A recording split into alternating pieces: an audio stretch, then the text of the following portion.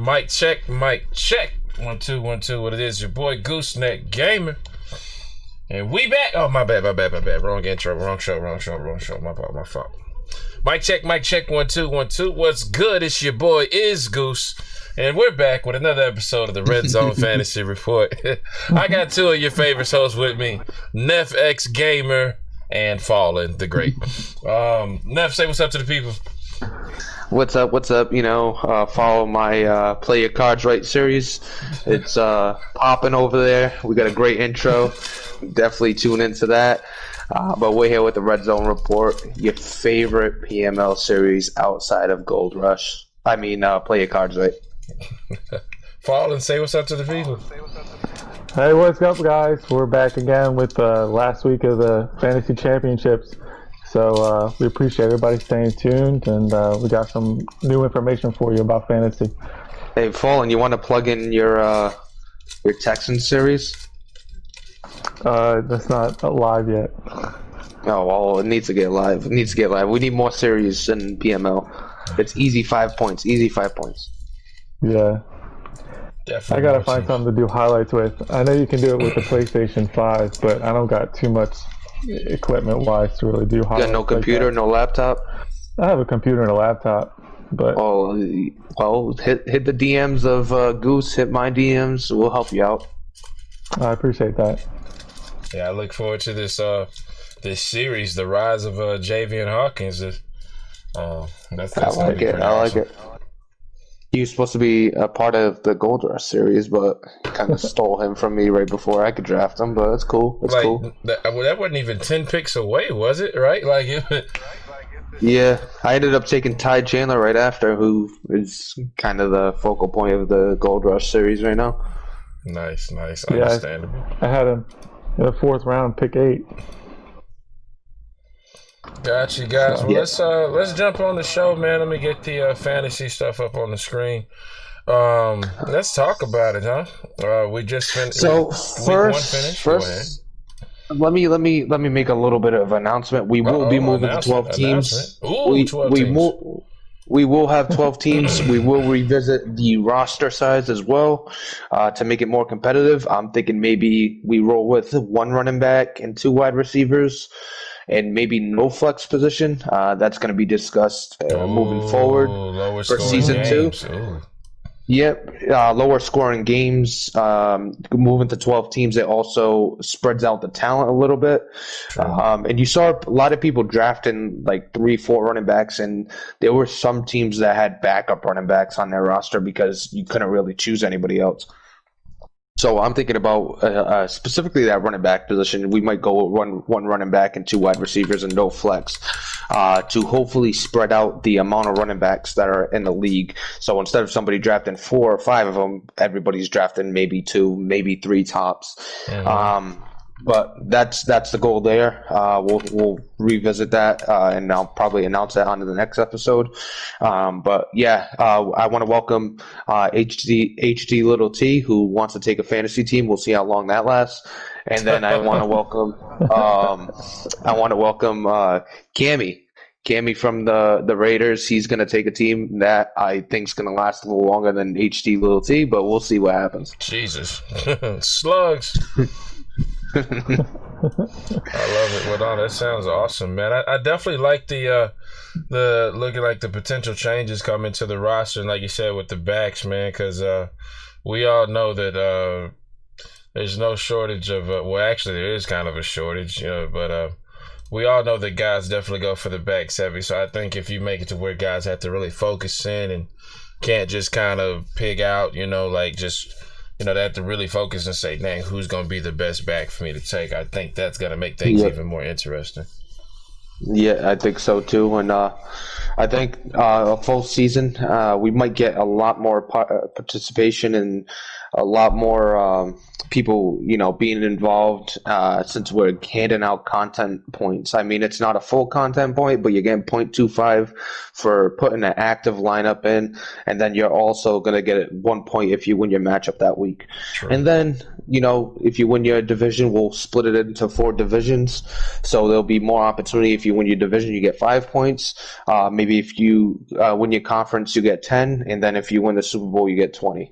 The whole conference thing has to be discussed with JT, but based on how it's went this season and how content points have been thus far, and how much it's costing to do like coordinators and training camps, I don't see that being a big issue. But I'll talk to JT about that. Sounds good to me. Sounds good. All right, then. Yeah, So, I like it. yeah, I think this could be really good. I really like that. Kenny Galladay just scored again, by the way. So, That's not Amara St. Brown who needs to go off for Mally Rojo right now. yeah, I know. Yeah, I know. That's Mally kind of needs why I to. brought it up. Oh, no, my bad. That was the replay. I'm trying to get to the actual game. That's that same clip. My apologies, guys. False alarm. Anyway, let's get into it. What we got? Let me pull up the stats for our viewers. Shout out to George in the chat, man. A guy I met in one of the other leagues I played in for a little bit. Shout out to you. Thanks for being here. Thanks for hanging out with us. Nice guy, Goose, making friends. I like it. I do my best. So let's talk about Super Bowl week 1, huh? Yeah. Is this one in the books for sure?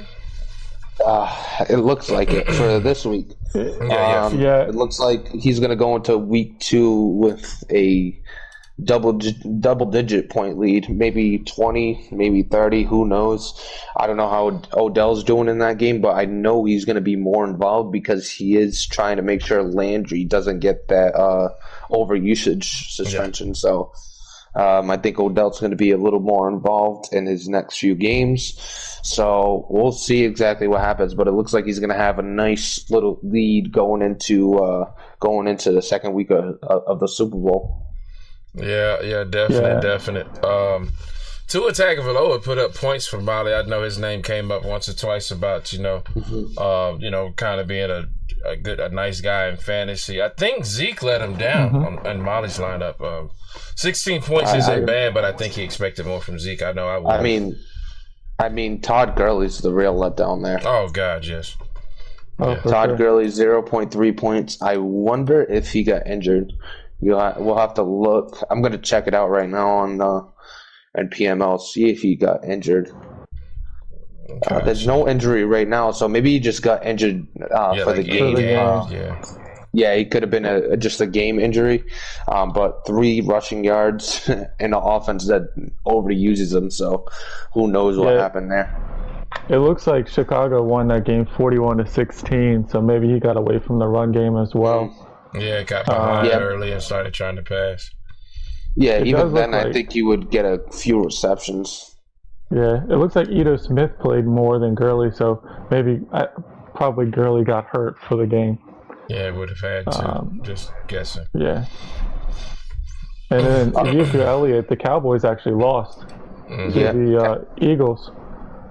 So, huge win by the Eagles, by the way. Yeah, very, very. Yeah. Cowboys 2 losses in a row, that hurt him. Yeah, and hopefully, I mean, he still had 113 yards. I mean, not a terrible game. He just couldn't find the end zone, and everybody knows that's how you're getting points is, those tutties. So if he's not getting any tutties, then you're not getting much points. You're just getting whatever yardage and whatever receptions. That's honestly the key of fantasy. And speaking of tutties, Javion Hawkins was an animal this week for Q on the other side. 210 yards and 3 touchdowns, 3 receptions for 23 yards. So absolute animal. I think. Yeah. So in that game against the Colts, I believe I got up early. It was like 17-0, and Javion Hawkins went off, but Deshaun Watson. Looking at it, it looked like he had a bad day, but he actually was 9 for 9 for 109 yards and a touchdown. So. It was just one of those games where kind of fed the hot hand, and fortunately for Q, he had both players, so it didn't really hurt him in the end.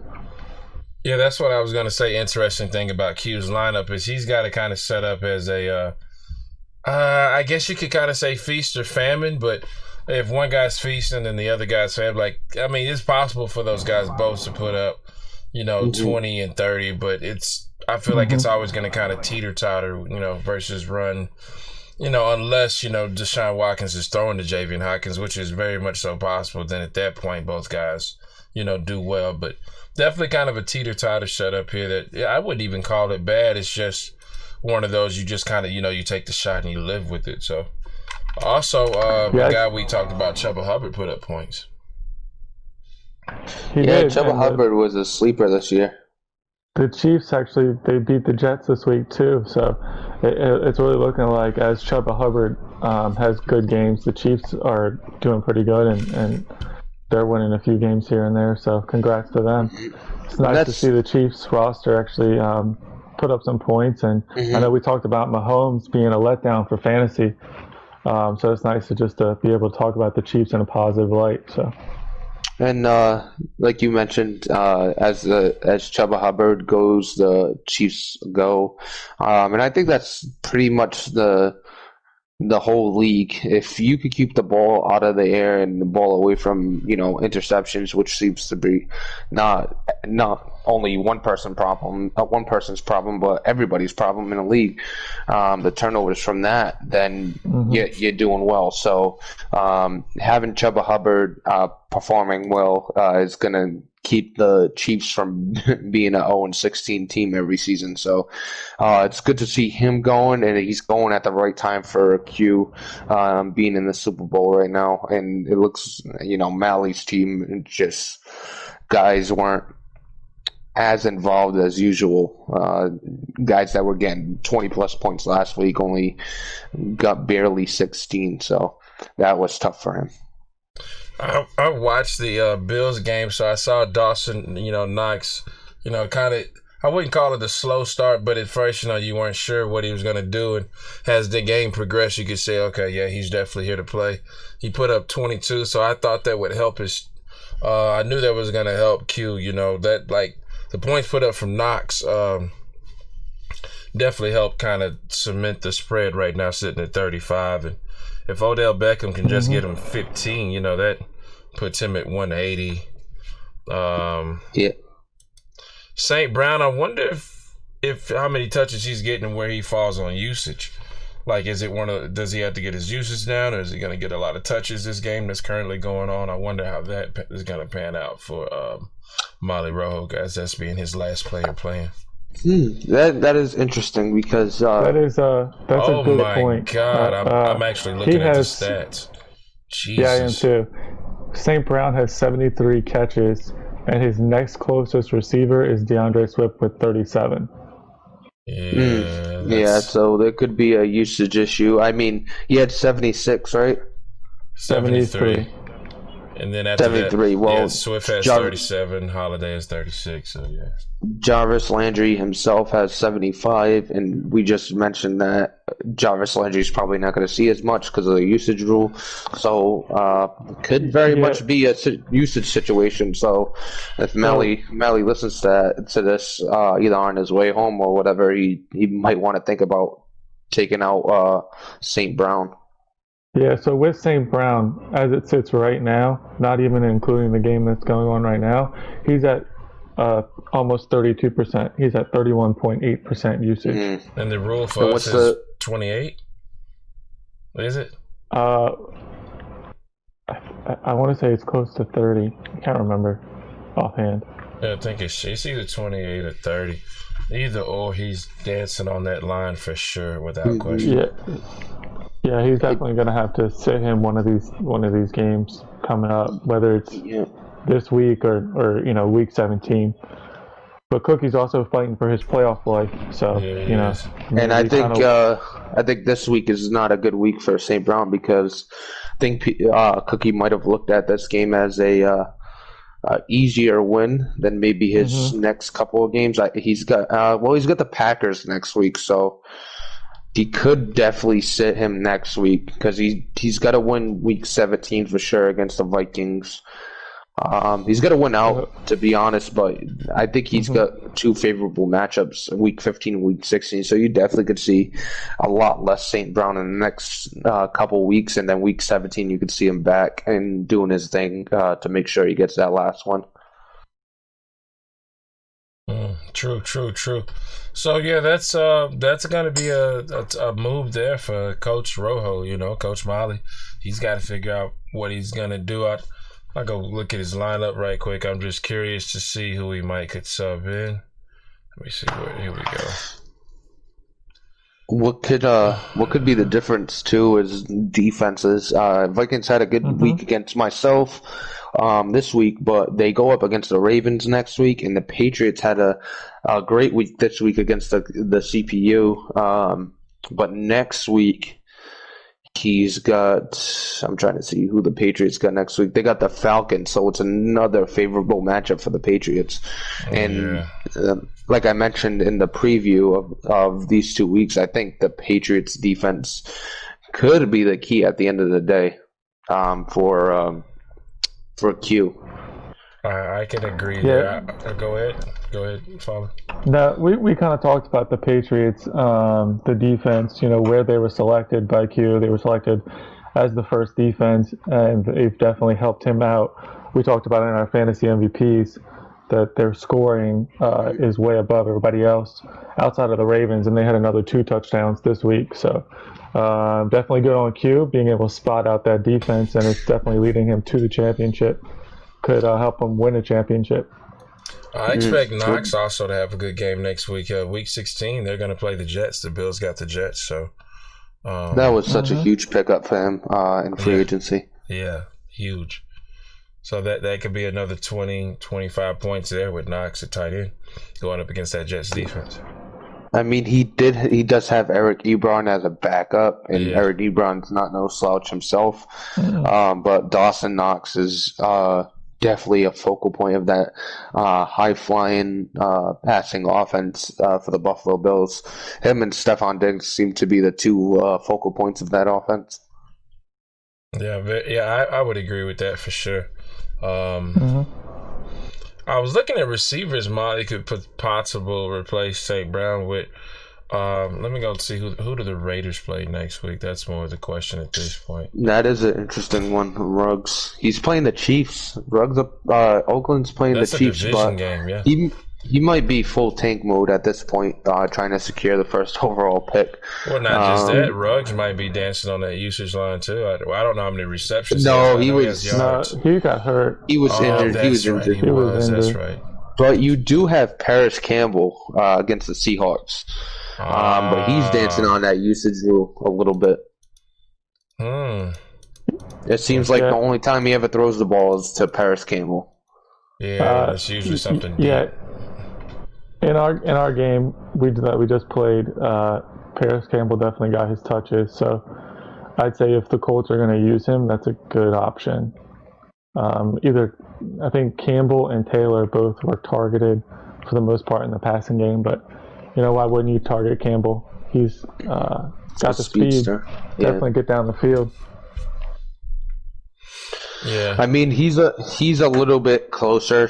He's got 73 receptions for Paris Campbell, but he's also got 49 for Ty, 47 for Jonathan Taylor. Oh yeah, that's Trey Burton's got 32. Seems Paris Campbell's could definitely be one of those guys that won't be missing any time for a usage situation. So that'll be good for him if that happens next week up against the Seahawks. I think that's a favorable matchup compared to possibly the Lions and St. Brown, and also Henry Ruggs not really performing well and the Raiders being in full tank mode. But he's definitely got 2 options behind St. Brown. I think St. Brown's probably the least of the viable options that he has. I think I'd rather go with Ruggs or Campbell next week because of the usage rule. And to put a little bit more perspective on that, maybe Mally messages Papa Greeny and asks. But for Ruggs, I know he's had a disappointing season, but his last 4 games, he has scored at least 1 touchdown. So he's definitely getting used. He's definitely getting targeted. So it's a good option. But, you know, just to be on the safe side, if I'm Mally, I'm probably going to message Papa Greeny and ask him, hey, man, you planning on using Campbell this week? Yeah, and I think there's a little gaming ship going on with Q. I think he's messaged people about his lineup. He did make one specific change that was interesting. He put Odell in, and I wouldn't be surprised if not even Q reaching out to HT, but HT reaching out to QA, play Odell, because he's going to be used a lot more. I think that's in the good spirit of fantasy. Just anybody. I don't think there's anybody in PML that would say, hey, don't ask me questions about my roster. I don't care about your fantasy. I don't think anybody would say that. So I think everybody in a good spirit of fantasy would help that person out. So, you know, it doesn't hurt to message somebody about it. I think another look here, I was just doing a little research while you guys were talking. Jonnu Smith, the tight end, I debated on if he should have played him this week. I watched some of the Bucks game, and Gronk got some use. So a part of me was thinking that maybe Gronk would have been better. I'm not sure. Don't quote me. But on this coming up week, the Bills are gonna. I mean, it's not the Bills. The Titans are gonna play the Rams. So I think Smith could put up some points for him this week. I mean, he had 83 yards, so that's not bad. But he needs two of those turn into touchdowns. That would be amazing for Molly. It's funny how you mentioned that, because I literally was just looking at too. He's gonna after a tough loss to the Bills this week, he's gonna come back with a vengeance against the Rams next upcoming week. Yeah. So you know, I think it could be. Honestly, though, the Rams are a solid team, so it could be a trap game for him as well. So, but I still expect Jonnu Smith. I expect him to be airing it out, not really using Derrick Henry as much in this next game, just because he's probably a little wound up from his loss against the Bills. Oh, definitely, and we know when players get to feeling that way, the very next thing is usually the ball in the air. Rarely do you see a guy come back with a vengeance and run the ball. It's usually, I got something to prove. I'm airing the ball out.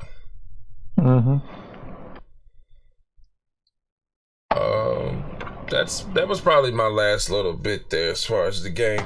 I'm basically trying to look at ways that Monty could pull this out. I'm trying to see who's playing who. Cowboys at 2 losses back to back, and they're about to play the Panthers. Panthers not really much of a slouch at all, especially going up against the run because they blitz a lot. The only problem with all that blitzing is the Cowboys do have probably the best offensive line in the game. So once he gets past the first level, Zeke is out in the open and off to the races. So that could allow for Zeke to have 150, 160 plus yard rushing. It's just going to be, come down to how well the guys get penetration at that first level, man.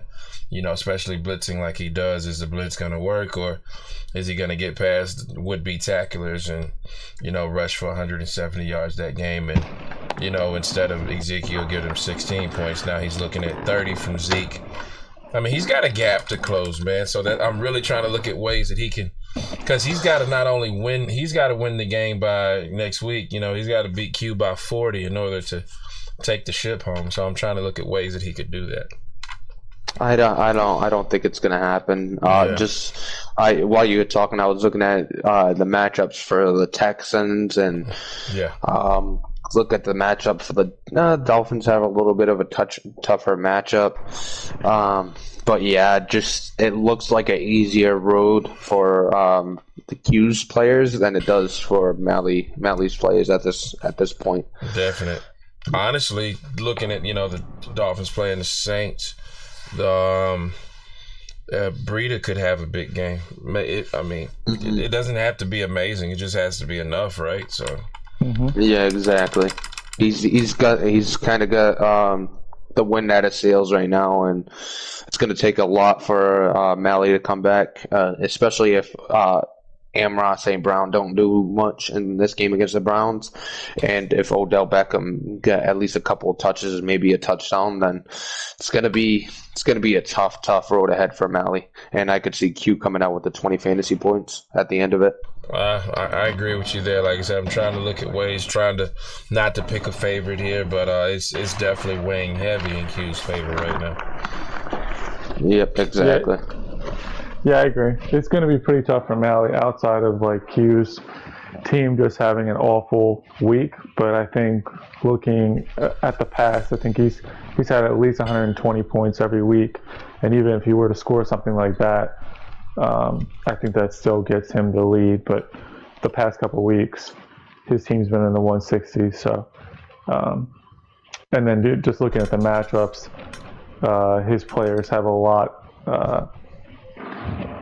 They're going to score probably more points based on just mainly looking at the Patriots game and then this Jaguars game for the Texans. Both Deshaun Watson and Javian Hawkins had a good game in Week 13 against them. So it'll be tough for Mally, but it's still a good feat in its own to reach the fantasy championship. So congrats to him.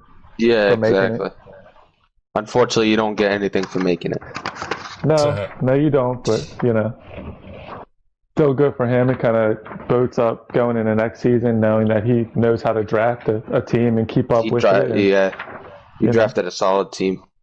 Yeah, I agree. Well, guys, I think that's. I think we've had a great show here, man. Like it's. Like I said, just really analyzing kind of how this Super Bowl is going to play out. Seems like Q has it in the bag. I don't recall seeing many touches from St. Brown in the parts of the game I watched. So maybe St. Brown gave him 10. Even if St. Brown gave him 15, he's still down 20 points. So a 20 point difference with the offense that Q has. Deshaun Watson, Javian Hawkins, and Dawson Knox by themselves. That's and then the Patriots defense against the Falcons, against that rookie quarterback throwing the ball. Exactly. Yeah. Best of luck to Mally in week 2 of the championship. Yes. Yeah, he's definitely got a huge advantage, especially you look at Mally's lineup last time. Vikings were a big part of that lineup, and I expect them not to be next week against the Ravens. I expect a very favorable matchup on the other side with the Patriots defense, like you just mentioned. Yeah. Oh, well, guys, we'll see. Go ahead. No, I would just say both defenses performed very well this week. I think this is one of the only weeks where we saw both defenses score at least 20 plus points. So it's nice to see, defenses score points. I don't think the Vikings were drafted. I don't know offhand, but we know obviously the Patriots were drafted. So something to keep in mind that, looking at this season, when we go into the draft, going into next season, kind of what defenses scored touchdowns. So, which we talked about last week in our fantasy MVPs. So. Yeah. This is. We'll see. Q owes somebody, owes some guys some points from what I understand. Just with helping on the draft. So I think Fallen might. He owes JT some points for taking Javian Hawkins, who's borderline MVP this season. Yeah, I think JT did most of Q's drafting. At least I know in the latter rounds. Well, guys, this has been a great show, man. Extending to 12. Season 2 of the fantasy, man, is going to be very interesting. I think we'll be able to get a little more. I like fantasy a lot, man, because I feel like it adds to the chatter and the trash talking, in Gen Chat, that's just a key piece of PML. Nobody's trash talking anybody. It's not PML, plain and simple. But guys, thanks for tuning in. Yeah, exactly. If you didn't watch us live, definitely thank you for listening to the playback. Molly, man, you got some. You might need to be sending some flowers to some of these coaches, man. You need big games. You need Tua to have. Tua needs to get you about 35. Zeke needs to get you 40. Todd Gurley up against that Patriots defense. I'm not sure what the story is there. You may need to find a sub. You need Henry Ruggs to go off in that division game against the Chiefs. Like, man, you've got stuff. Or you may have to pay Q off to change his lineup. That might be the easier one. I don't know. Yeah, exactly. Pay Q off. You could pay Q off double. Put in Daniel Jones for next week. Tell him to get a lot of points with Daniel Jones, and also sit up for you guys. Yeah, that actually would. Yeah, that probably would be the move. But other than that, guys, man, as always, great to have you. Neff X Gamer, Fallen. Thanks, guys, always being on the show. It's your boy, Goose. Thank you guys for listening. Use guys. Well, you got to take shots like that. I mean, I don't know. I'm just, trying to put on a great show, man. Make sure you get on YouTube, follow my series, Fool's Gold. It's pretty awesome.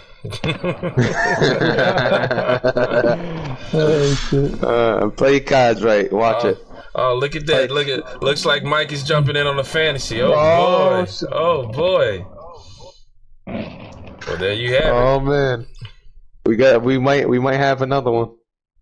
All right, boys. Well, hey, guys, make sure you check us out next week. I guess it'll be the final episode of the season. We'll announce the winner. We'll show you how it panned out, how bad Q beat Molly. Or Molly could surprise us all and shock the world. We'll see. I don't know if he can get Flowers out fast enough because, we advanced tonight. So we'll see what happens. But always, guys, thanks for hanging out with us. We out.